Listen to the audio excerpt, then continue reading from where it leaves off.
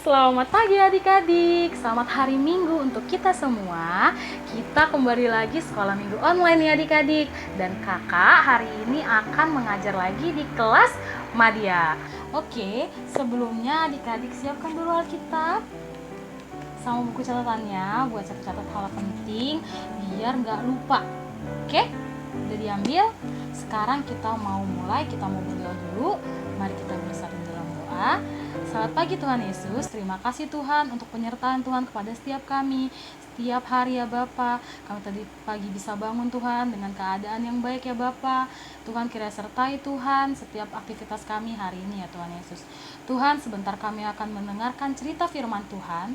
Kiranya Tuhan memberkati ya Bapa agar firman Tuhan tersebut dapat kami dengarkan dan kami lakukan dalam kehidupan kami sehari-hari ya Bapa. Tuhan berkati juga Kak Suri yang akan beritakan firman Tuhan. Tuhan kiranya memberkati agar firman yang diberitakan sesuai ya Bapa dan dapat menjadi berkat ya Tuhan Yesus. Terima kasih Tuhan Yesus. Haleluya. Amin. Oke. Nah, sekarang adik-adik buka dari Yohanes, Injil Yohanes pasal yang ke-20 ayat 11 sampai ayat ke-18. Injil Yohanes pasal 20 ayat 11 sampai ayat ke-18. Kakak akan bacakan untuk kita. Judulnya, Yesus menampakkan diri kepada Maria Magdalena.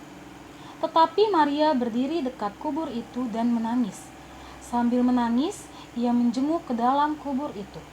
Dan tampaklah olehnya 2 orang malaikat berpakaian putih, yang seorang duduk di sebelah kepala dan yang lain di sebelah kaki di tempat mayat Yesus terbaring. Kata malaikat-malaikat itu kepadanya, "Ibu, mengapa engkau menangis?" Jawab Maria kepada mereka, "Tuhanku telah diambil orang dan aku tidak tahu di mana ia diletakkan." Sesudah berkata demikian, ia menoleh ke belakang dan melihat Yesus berdiri di situ. Tetapi ia tidak tahu bahwa itu adalah Yesus. Kata Yesus kepadanya, "Ibu, mengapa engkau menangis? Siapakah yang engkau cari?" Maria menyangka orang itu adalah penunggu taman. Lalu berkata kepadanya, "Tuan, jikalau Tuan yang mengambil dia, katakanlah kepadaku, di mana Tuan meletakkan dia, supaya aku dapat mengambilnya." Kata Yesus kepadanya, "Maria." Maria berpaling dan berkata kepadanya dalam bahasa Ibrani, "Rabuni," artinya guru. Kata Yesus kepadanya, "Janganlah engkau memegang aku, sebab aku belum pergi kepada Bapa. Tetapi pergilah kepada saudara-saudaraku dan katakanlah kepada mereka bahwa sekarang aku akan pergi kepada Bapakku dan Bapamu, kepada Allahku dan Allahmu." Maria Magdalena pergi dan berkata kepada murid-murid, "Aku telah melihat Tuhan," dan juga bahwa dia mengatakan hal-hal itu kepadanya. Oke adik-adik, sampai sini pembacaan firman Tuhan. Oke adik-adik, sekarang kakak mau langsung cerita. Nah, sebelumnya kakak mau tanya dulu sama adik-adik. Adik-adik udah nonton kan video ibadah perayaan Paskah minggu lalu? Nah, cerita ini sudah ada di ibadah perayaan Paskah minggu lalu, udah diberikan juga ilustrasi. Nah, sekarang kakak akan membahas secara garis besar aja ya adik-adik ya. Jadi, ini kejadian yang tadi kita baca itu adalah hari keberapa adik-adik? Hari ketiga setelah Yesus mati di kayu salib. Nah, setelah Yesus mati di kayu salib, dia dikuburkan di gua batu. Nah, pada hari ketiga ini, Maria Magdalena bermaksud untuk menengok ke kubur Yesus. Nah, akan tetapi ketika Maria Magdalena sampai ke kubur Yesus, apa yang terjadi adik-adik? Yang ditemui oleh Maria Magdalena adalah 2 orang malaikat dengan pakaian putih. Yang satu duduk di bagian kepala, di tempat kepala Yesus. Lalu yang satunya lagi malaikatnya duduknya di mana adik-adik? Di tempat kakinya Yesus. Tapi Yesusnya ada nggak? Nggak ada adik-adik. Nah, Maria pada saat itu Maria sedang berduka sekali adik-adik. Adik-adik bisa bayangkan kan rasanya kehilangan orang yang disayang. Jadi Maria saat itu sedang sedih, sedang kalut, sedang kosong pikirannya, kehilangan arah. Nah, ketika sampai di kubur Yesus, ternyata mayat Yesusnya nggak ada adik-adik. Maria kaget banget. Nah sebelum itu Maria datang ke kubur Yesus tuh pagi-pagi benar adik-adik, sekitar jam 4 atau jam 5 pagi. Nah pada masa itu belum ada lampu, jadi penerangannya masih sangat terbatas. Tapi situasinya gelap dan Maria masuk ke situ. Maria lihat 2 orang malaikat yang bercahaya, bajunya baju putih, warna putih. Terus akhirnya Maria bertanya ke malaikat tersebut, apakah malaikat tersebut tahu di mana mayat Yesus dipindahkan? Itu. Nah, terus ketika Maria sedang berbicara dengan malaikat, Yesus datang adik-adik. Yesus datang, terus Yesus bilang apa? Tadi di ayat yang ke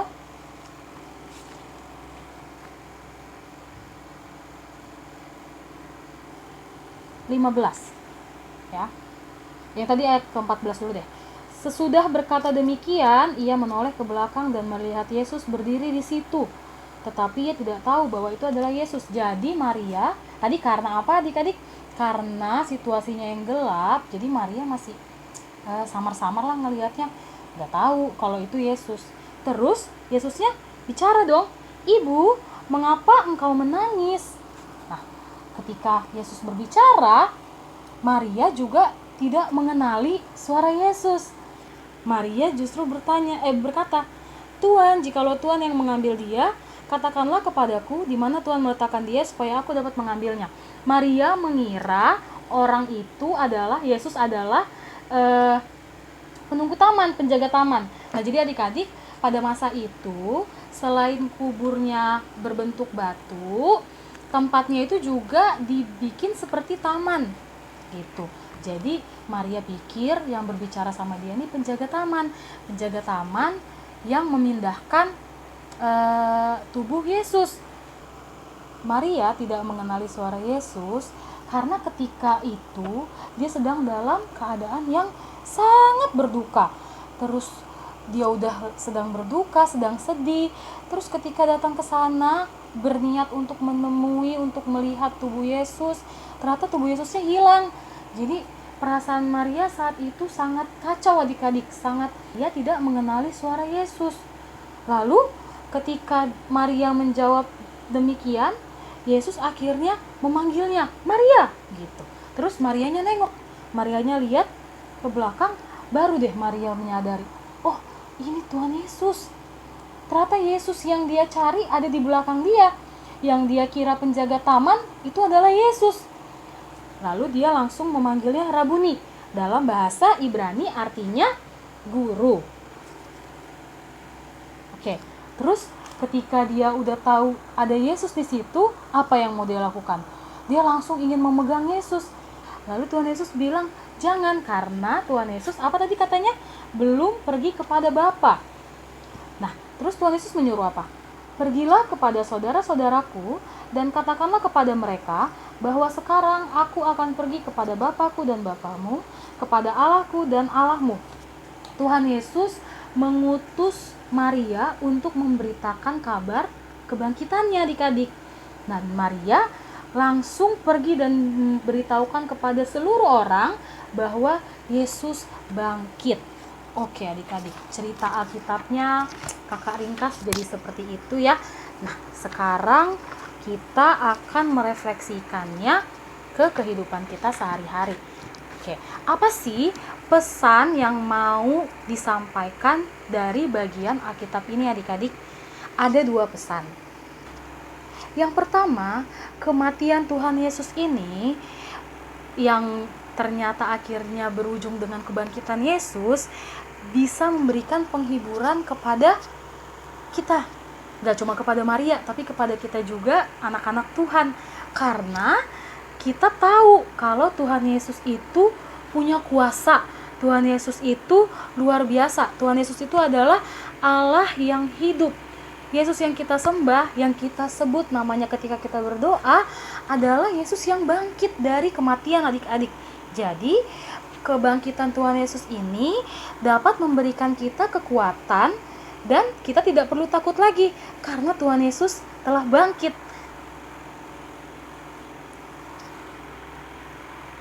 Nah, pesan yang kedua adalah Tuhan Yesus memberikan kepercayaan kepada kita semua untuk memberitakan kabar baik adik-adik.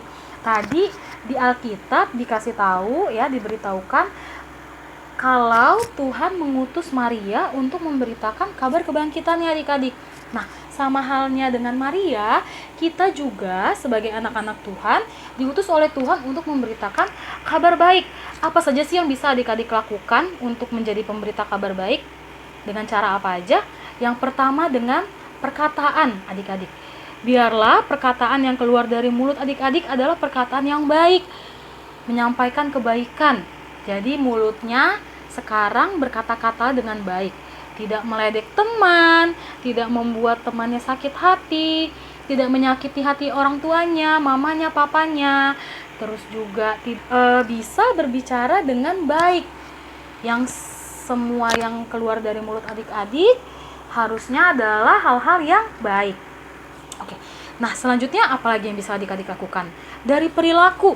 Nah, adik-adik harus berbuat baik, melakukan hal-hal yang tidak menyakiti orang lain. Terus apalagi?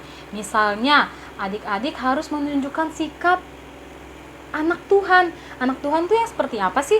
Anak Tuhan itu yang tidak menyakiti temannya, ya, berpedoman dengan kasih ya adik-adik ya. Terus selanjutnya dari pikiran juga. Adik-adik harus berpikiran positif dan tidak berprasangka buruk. Siapa di sini yang masih suka pikirannya negatif? Terus misalnya temennya baik sama adik-adik, adik-adik bukan seneng, tapi dalam hati adik-adik malah mikir, ih kenapa nih, kok dia baik ya sama aku? Jangan-jangan dia mau jahatin aku nih, cuman pura-pura baik. Jangan kayak gitu lagi adik-adik. Biarlah pikiran adik-adik dipenuhi dengan hal-hal yang baik ya adik-adik ya. Nah, terus yang terakhir dari perasaan. Perasaan adik-adik harus perasaan-perasaan yang positif, tidak iri, tidak benci ya adik-adik ya. Kadang-kadang yang paling susah dikendalikan itu sebenarnya pikiran dan perasaan. Ya kan? Ketika lihat temennya beli sepeda baru, aduh aku juga pengen sepeda baru. Kenapa sih mamaku jahat banget? Aku nggak dibeliin sepeda. Terus misalnya ketika temennya juga berantem, adik-adik bukannya memberikan mereka jalan untuk baikan, adik-adik malah panas-panasin temennya. Itu nggak baik ya adik-adik ya. Jadi tadi ada 4, melalui perkataan, perilaku, pikiran, juga perasaan, adik-adik bisa menunjukkan atau menjadi pemberita kabar baik. Nah, ketika adik-adik sudah lakukan 4 hal tadi, apa aja tadi? Perkataan yang baik, perilaku yang baik, pikiran yang baik, serta perasaan yang baik, adik-adik akan menjadi pewarta kabar baik. Wah, senang banget ya adik-adik ya, bisa jadi pewarta kabar baik. Seperti Maria Magdalena yang dipakai oleh Tuhan, adik-adik juga bisa dipakai oleh Tuhan untuk memberitakan kabar baik. Nah, bisa dengan apa adik-adik? Dengan keberadaan adik-adik dimanapun adik-adik berada, adik-adik bisa memberikan sukacita, kebahagiaan, kesenangan. Jadi dimanapun adik-adik berada, orang-orang di sekitar adik-adik akan merasakan hal-hal yang menyenangkan, hal-hal yang tidak membuat sedih, hal-hal yang mendatangkan kebahagiaan. Wah, seru banget kan adik-adik? Mau ya jadi pewarta kabar baik? Oke, kalau gitu mulai sekarang berarti adik-adik sudah resmi menjadi pewarta kabar baik dan selamat menjalani tugas pewartaannya adik-adik ya. Adik-adik harus menebarkan apa tadi? Cinta dan kasih dimanapun adik-adik berada. Oke, nah sampai situ pemberitaan firman Tuhan di sekolah minggu hari ini. Semoga firman yang sudah kakak sampaikan ini bisa adik-adik pahami dan bisa adik-adik jalani juga, adik-adik lakukan dalam kehidupan adik-adik sehari-hari. Oke, nah sebelum kita tutup ibadahnya, kita akan angkat satu buah pujian, Tuhan mengutus kita.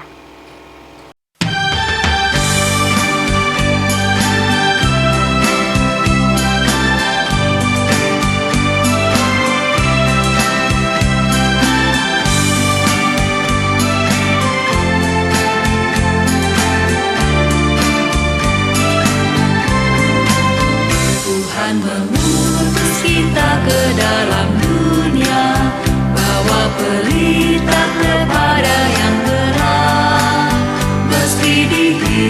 serta dilanda duka, harus melayani dengan sepenuh. Dengan senang, marilah kita melayani Tuhan-Nya. Dengan senang,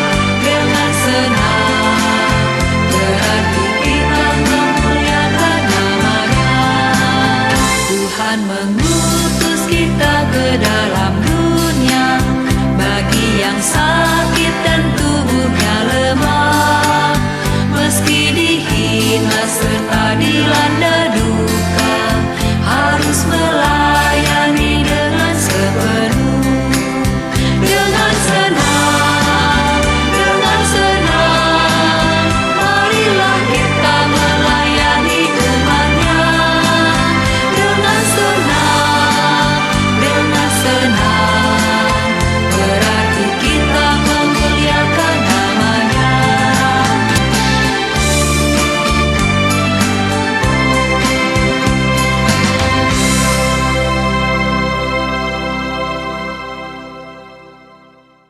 Oke adik-adik, sekali lagi Kakak mau ucapkan selamat hari Minggu. Semoga adik-adik di rumah sehat-sehat, adik-adik di rumah juga sukacita ya, walaupun sekolahnya dari rumah, tapi adik-adik bisa menikmati hari-hari adik-adik dengan keluarga. Oke, dan doakan juga semoga virus ini, keadaan ini segera berakhir biar kita bisa kembali lagi ketemu di sekolah minggu. Oke, kita akan tutup ibadah ini dalam doa. Adik-adik, kita mau berdoa, mari kita bersatu di dalam doa. Selamat pagi Tuhan Yesus, terima kasih Tuhan untuk penyertaan Tuhan. Kami telah selesai mendengarkan cerita firman Tuhan, dan kami juga telah selesai memuji dan memuliakan nama Tuhan. Kiranya Tuhan memberkati ya Bapa setiap kami dalam kehidupan kami, agar kami dapat menjadi anak-anak Tuhan yang baik, anak-anak Tuhan yang dapat menjadi pewarta kabar baik dimanapun kami berada. Tuhan kiranya juga mau pulihkan negeri ini Tuhan Yesus, Indonesia serta dunia Tuhan, dari penyebaran virus ya Bapa. Kiranya Tuhan yang turut campur tangan, dan Tuhan yang pulihkan setiap keadaannya ya Bapa. Tuhan juga sertai kami ya Bapa untuk aktivitas yang akan kami lakukan selanjutnya. Kiranya Tuhan yang selalu sertai kami dimanapun kami berada dan apapun yang kami lakukan. Terima kasih Tuhan Yesus, terima kasih Bapa. Haleluya, amin.